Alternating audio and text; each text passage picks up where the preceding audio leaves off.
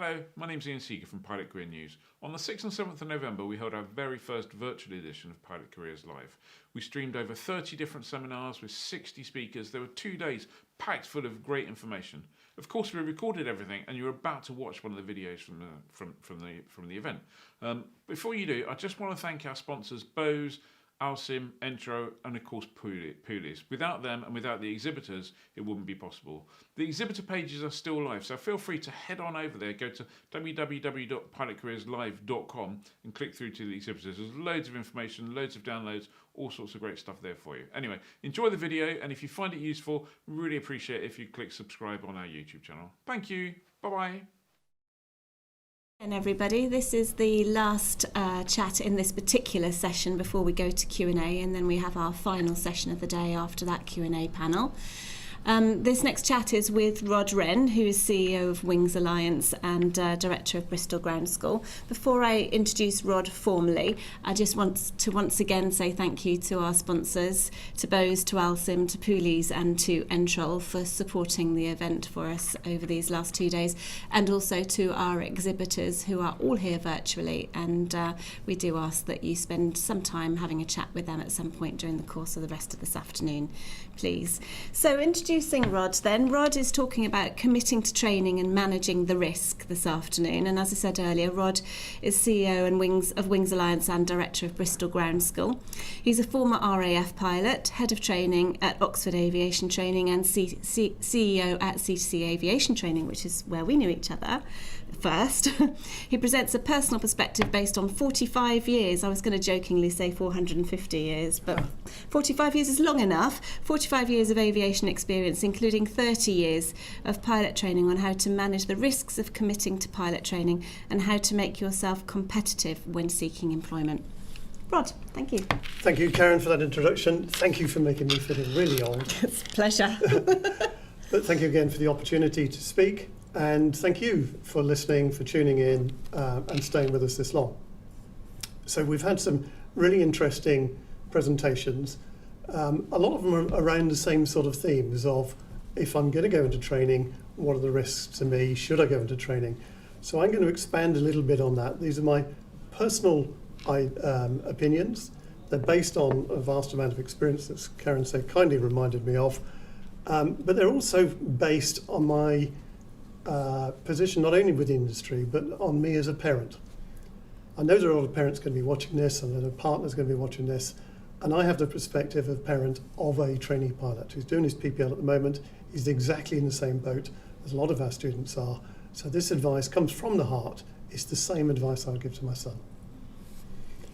So I'm going to start by sharing a couple of slides to put into perspective the position we find ourselves in this COVID crisis. So I hope the slides are up now. The first one is based on the data that comes from the International Civil Aviation Authority, ICAO, who produce every year a report. Amongst it is the revenue passenger kilometres. Now the graph you can see on the screen now is for the last 75 years of aviation, and it shows an onward and upward trend of the number of miles flown by passengers every year. Those are billions of miles on the left-hand side. I've removed from it the freight graph. It's very similar. Now, over that period, there have obviously been a lot of world events. There have been recessions, there have been terrorist attacks, various things like that that have affected the growth of aviation. Things like the SARS crisis, things like the Gulf War affecting oil availability. And I've overlaid those on the next graph. You can see that although it changes the shape of the graph, and although at the time these were huge events, I mean, I'm old enough to remember some of them, not all of them, thank you very much, Karen. But I can remember, for instance, 9/11, how we all thought in the industry it was a disaster, and it was a big issue. People lost their jobs. But if you look at that graph there, you can see it's a momentary hiccup in a continuing upward trend. But what I've also done is added some data from Boeing. Now, Boeing do a annualized picture of their view of the next 20 years of the industry, clearly from the point of view of selling aeroplanes, but numbers of aeroplanes in service equals numbers of pilots. So the two drive each other. Their forecasts aren't always accurate, but they're probably regarded in the industry as good as anything else that we can get our hands on. And we know that Boeing have just revised their figures for taking into account the COVID crisis. So I've put that data on this graph, which you can see there shows a massive effect of the present COVID crisis. It is going to have a long effect and a deeper effect than anything we've seen even in my lifetime.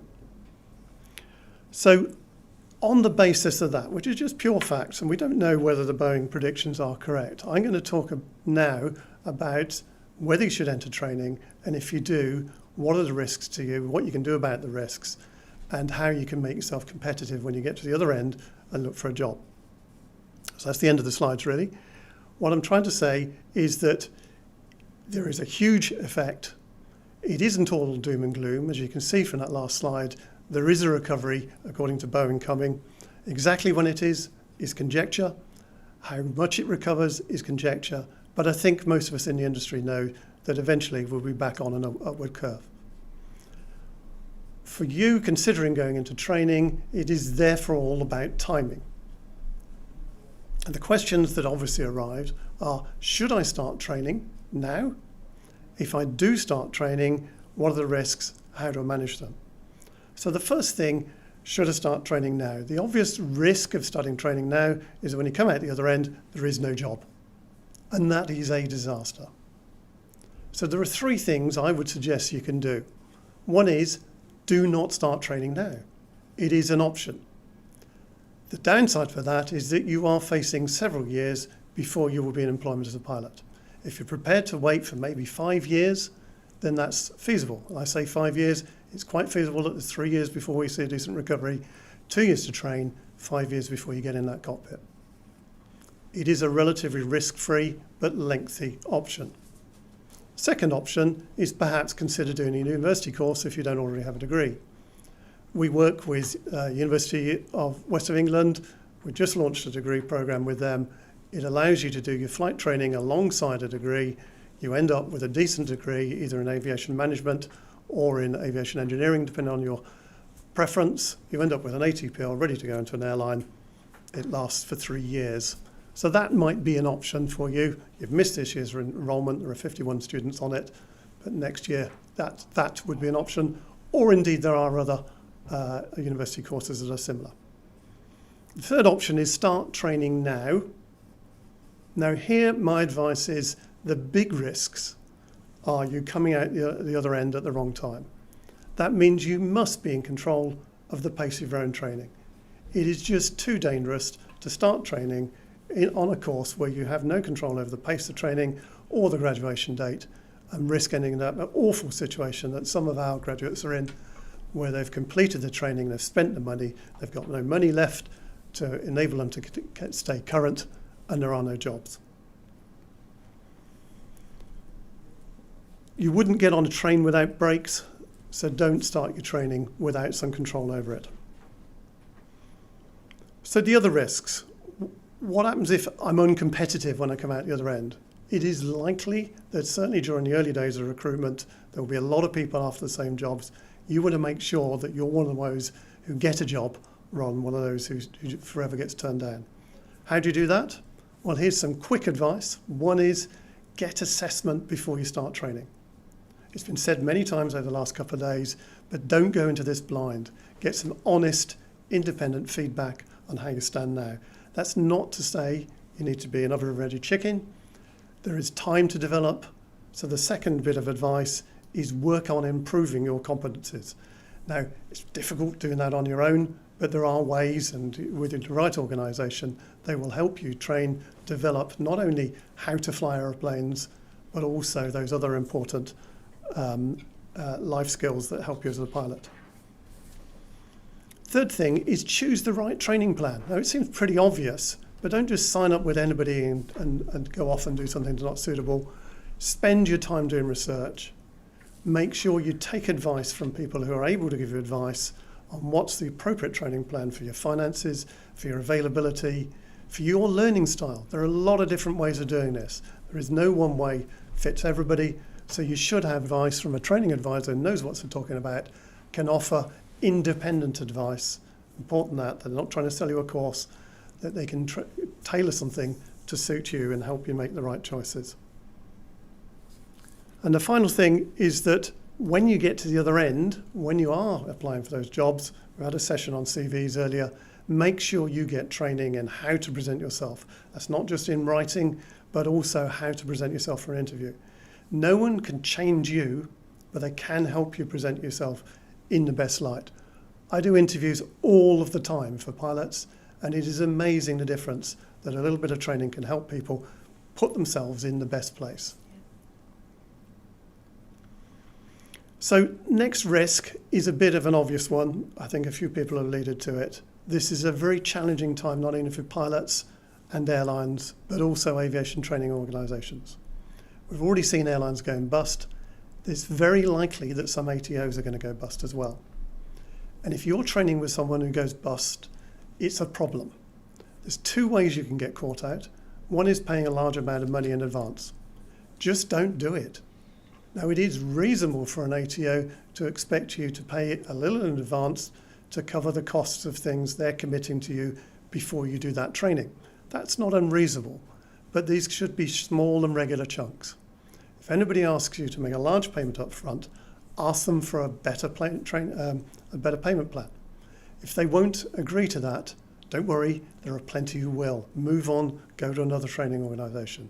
They're competing for your business. Make sure, as someone said earlier, that you ask the right questions and make the right demands. The second thing is make sure that you've got your training records as you go. When they go bust, they're probably just going to go bust. All their employees will walk out the door and you won't get access to your own training records. That could be really important, helping you switch to another organisation.